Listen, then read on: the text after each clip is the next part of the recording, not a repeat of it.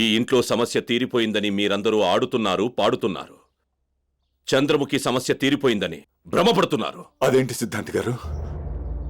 సిద్ధాంతి గారు చెప్పిన మాట నిజం. ఈ ఇంట్లో చంద్రముఖి సమస్య అలాగే ఉంది. ఈ ఇంటికి వచ్చిన దగ్గర నుంచి ఒక్కొక్క రోజు ఒక్కొక్కరి మీద అనుమానం వచ్చేది. చంద్రముఖి ఎవరిని ఆవహించిందో కనిపెట్టడం చాలా కష్టమైంది. ఆ రోజు మీరు బావిలో స్నానం చేసేటప్పుడు మిమ్మల్ని చంపాలని ఎవరో ప్రయత్నించారు. అప్పుడు మీ మెడలో రుద్రాక్షమాల లేదు. అది నేను గమనించాను. మీరు ఆ రోజు గీత దగ్గర రుద్రాక్షలు చూపిస్తూ ఒక మాట అన్నారు. నా మెడలో ఈ దైవశక్తి ఉన్నంత వరకు నన్నెవరూ కనీసం తాకను కూడా తాకలేరు. ఆ సంగతి నాకు జ్ఞాపకం వచ్చి గీతను చూడటానికి తన రూమ్కి వెళ్ళాను. ఈ దేశంలో పుట్టిన గొప్ప వాళ్ళందరినీ రూమ్కి తెచ్చేసినట్టు ఎక్కడ కొన్నావు? కొనలేదు, నేనే గీశాను. పిచ్చి జోకులు వేయకండి. నువ్వు గీసావా? అద్భుతం. ఇన్ని బొమ్మలు ఇంత అద్భుతంగా గీయగలిగిన నువ్వు మరి చంద్రముఖి బొమ్మ అలా గీయలేకపోతున్నావు ఎందుకు? అదే తెలియడం లేదు. ఏ బొమ్మైనా ఒక్క రోజులో వేసేస్తాను, కానీ ఈ బొమ్మని మాత్రం ఎన్నిసార్లు గీసినా ఏదో ఒకటి మిస్ అవుతూనే ఉంది. కళ్ళు బాగా వస్తే ముక్కు రావడం లేదు, ముక్కు బాగా వస్తే పెదాలు రావడం లేదు. వీళ్ళందరినీ నువ్వు ప్రత్యక్షంగా చూసుంటావు, లేదా వాళ్ళ గురించి తెలుసుకునైనా ఉంటావు. కానీ చంద్రముఖిని చూసావా, లేదా ఆవిడ గురించి తెలుసుకున్నావా? ముందు ఆవిడ గురించి తెలుసుకో, ఆ తర్వాత బొమ్మ గీటు మొదలెట్టు, నీ లక్ష్యం నెరవేరుతుంది. ఏంటి? చంద్రముఖి గురించి నాకు తెలీదా? తెలీదా? తెలీదా? ఓహో, ఆమె కథంతా తెలుసా? చంద్రముఖి నాగభైరవుడు ఎత్తుకుపోయాడు. చంద్రముఖి తన ప్రియుడు గుణశేఖరుణ్ణి రహస్యంగా కలుసుకుంది. ఆ విషయం తెలిసిన రాజు అతని తల నరికి చంపి చంద్రముఖిని సజీవంగా కాల్చి బూడిద చేశాడు. చాలా విషయాలు తెలుసుకున్నావు అన్నమాట. అంతేకాదు, ఆ రాజు గురించి ఒక పెద్ద పుస్తకం కూడా ఉంది. గురువుగారు చంద్రముఖి పుస్తకం గురించి కదా చెప్పారు. రాజుగారి గురించి కూడా పుస్తకం ఉందా?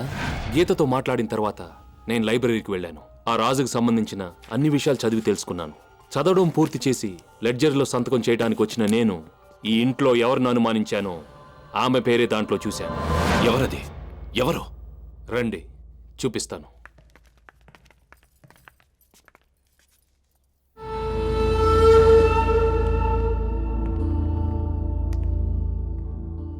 హలో మేడం, మీ రీసెర్చ్లో 90 ఏళ్లు దాటిన వాళ్ళు ఎంతమంది ఉన్నారు? 100 ఏళ్లు దాటిన వాళ్ళు ప్రపంచంలో 5 లక్షల మంది ఉన్నారట. ఇంటర్నెట్లో చూశాను. 130 ఏళ్లు దాటిన ఋషులు ఎంతో మంది హిమాలయాల్లో ఉన్నారు. మన ప్రాంతంలో 100 ఏళ్లు దాటిన వాళ్ళు ఒకరో ఇద్దరో ఉన్నారని విన్నాను. వాళ్ళెవరో తెలుసుకొని నా రీసెర్చ్ పూర్తి చేస్తాను. నువ్వు చెప్పిన ఆ ఇద్దరిలో నేనొకరిని చూశాను.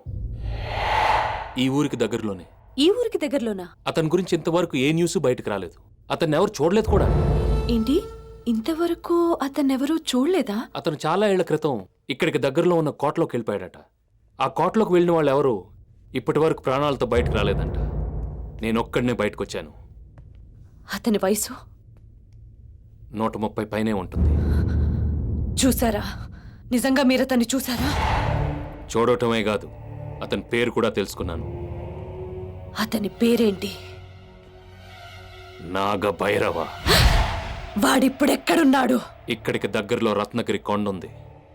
దాని మీద ఉన్న పోడుబట్ట కోటలో ఉన్నాడు. వాడింకా చనిపోయిన తన ప్రేయసి చంద్రముఖి జ్ఞాపకాల్లోనే ఉన్నాడు. ఆమె మళ్ళీ ఈ జన్మలో పుట్టుంటే అప్పుడైనా తన్ని అనుభవించాలని ఆస్త బతుకుతున్నాడు. పాపం ఆ పిచ్చిరాజుకి చంద్రముఖి అసలైన క్యారెక్టర్ తెలియదు. ఆమె క్యారెక్టర్ గురించి మీకేం తెలుసు?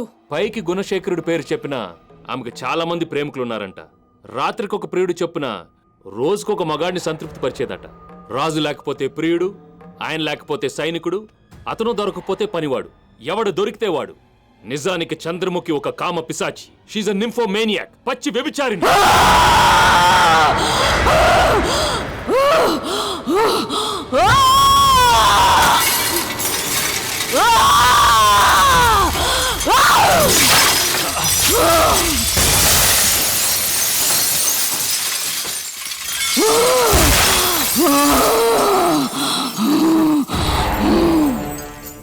ஏண்டா நாயே, என்ன பத்தி உனக்கு என்னடா தெரியும்? என் குணசேகரனை தவிர வேற யாரையும் நினைச்சு கூட பார்க்க மாட்டாடா இந்த சந்திரமுகி. என்னை பத்தி மறுபடி ஏதாவது கதை விட்டு நானே உன்னை கொளுத்திருவேன். நான் எரிச்சு சாம்பலாக்க வேண்டியது ஒன்னே இல்லடா, அந்த நாகபைரவன. அவனுக்கு முன்னாடி நீ பலியாயிடாத. போ, மரியாதையா இங்க இருந்து போயிடு. போ. ఎవరు ఎవరు? చంద్రముఖ గౌర చెప్పు, చెప్పు. గౌర చంద్రముఖ చెప్పు. నేనేం చేశాను? నేను పాపం చేశాను. నేను పాపం చేశాను. నేను పాపం చేశాను. నేను పాపం చేశాను. నన్ను వదిలే. నన్ను ఇబ్బంది పెట్టకు. వెళ్ళిపో.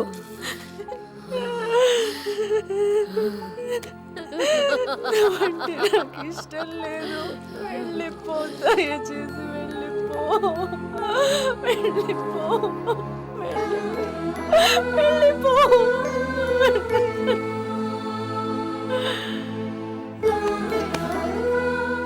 డాక్టర్, నన్ను చంపేయండి డాక్టర్. మీరు నన్ను చంపకపోతే నేనే ఎవరినైనా చంపేస్తాను. Please doctor.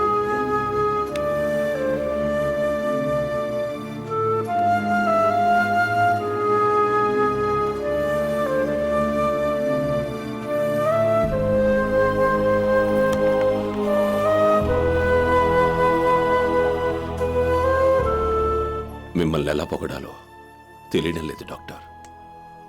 చంద్రముఖి ఆవహించింది గౌరీనేనని మీరెలా కనిపెట్టారు?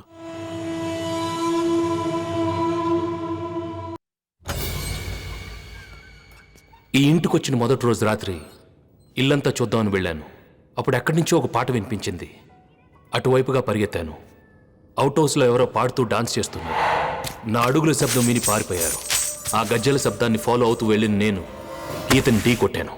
ఆ రోజు నాతో మాట్లాడి వెళ్తున్నప్పుడు ఆమె కాళ్ళ గజ్జలు లేకపోవడం నేను గమనించాను.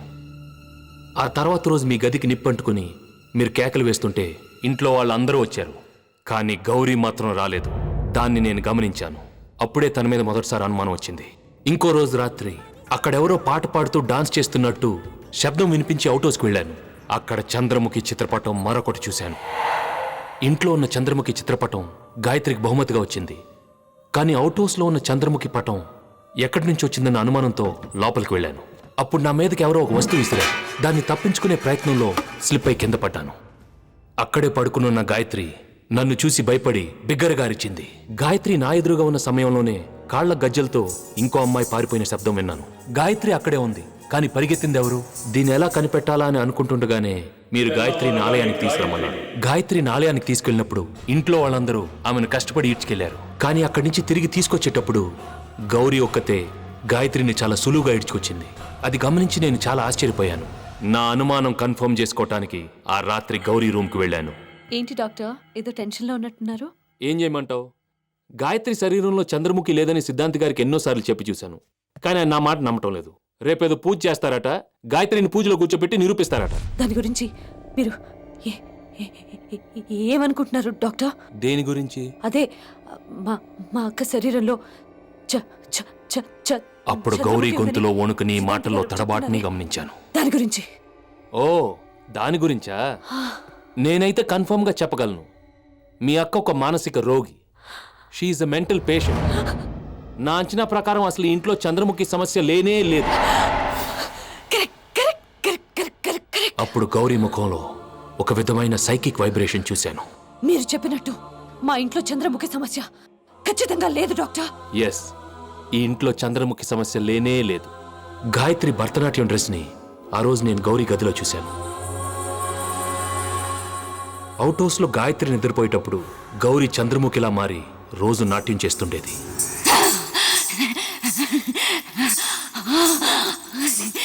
అవుట్ హౌస్ లో డాన్స్ చేసేది మీరందరూ గాయత్రి అనుకుంటున్నారు, కానీ అక్కడ పాడుతూ డాన్స్ చేసేది గౌరీ.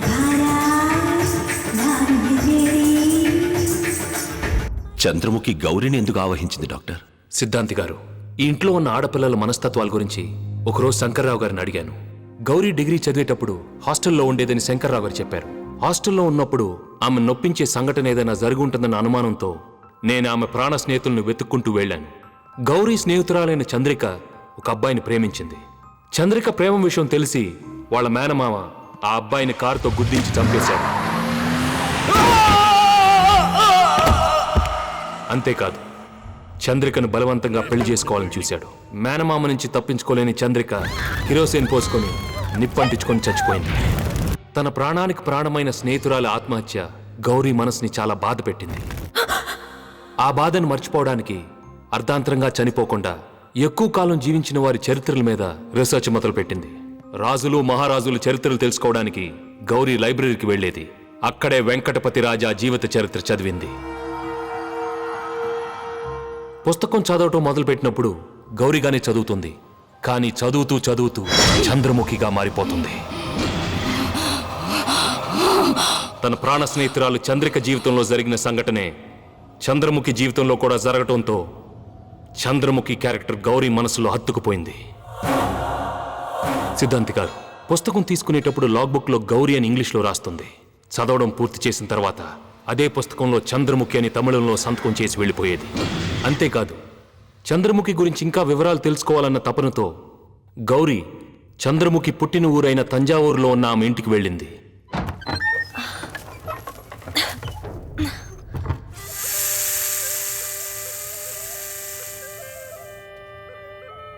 మొదట్లో గౌరీకి చంద్రముఖి మీద చిన్న సింపతి ఉండేది. ఆ ఇల్లు, ఆ ఫోటో చూసిన తర్వాత ఆ సింపతి ఆమె మీద ఎంపతిగా మారిపోయింది.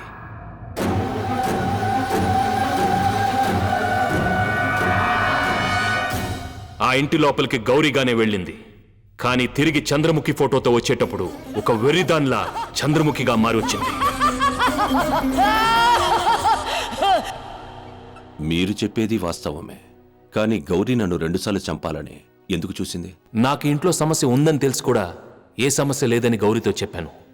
అందువల్ల ఆమె దృష్టి నా మీద పడలేదు. కానీ మీరు ఈ ఇంట్లో చంద్రముఖి సమస్య ఉందని గట్టిగా వాదించడం వల్లే మీ మీద 2 సార్లు హత్యా ప్రయత్నం చేసింది. మరి ఆ రోజు మీ మీద దాడి చేసిందెవరు?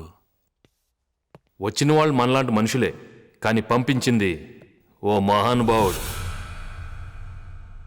నిశ్చితార్థం రోజున గౌరీని పెళ్లి చేసుకోవడానికి వచ్చిన పెళ్లికొడుకు పారిపోవటానికి కారణం కూడా గౌరే.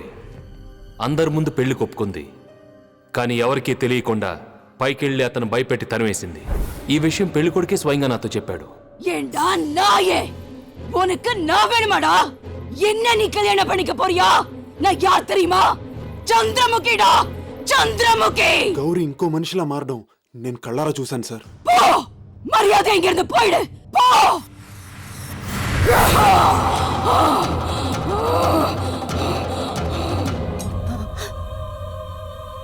మేడపై నుండి దిగి వచ్చిన గౌరీ ఏమీ తెలియనట్టు మీ దగ్గరకు వచ్చి కూర్చుంది. గాయత్రి చంద్రముఖి చిత్రపటాన్ని బహుమానంగా పొందింది. గీతేమో చంద్రముఖి చిత్రపటాన్ని గీయాలని లక్ష్యంగా పెట్టుకుంది. కానీ గౌరీ చంద్రముఖిగానే మారిపోయింది. పిచ్చిదిగా ఉన్న గాయత్రిని మీరు బాగు చేశారు. ఇప్పుడు గౌరిని ఎలా కాపాడతారు డాక్టర్? భయపడకండి. గాయత్రిని ఈయన బాగు చేశారు. గౌరీని నేను కాపాడతాను. అయితే ఆ రాజుని ఇక్కడికి రప్పిస్తారా? నేను పూజ ఇక్కడ జరిపించను. ఆ రాజు ఉన్న కోట దగ్గరలోనే జరిపిస్తాను. ఆ పూజలో గౌరీలో ఉన్న చంద్రముఖిని తరిమేస్తాను.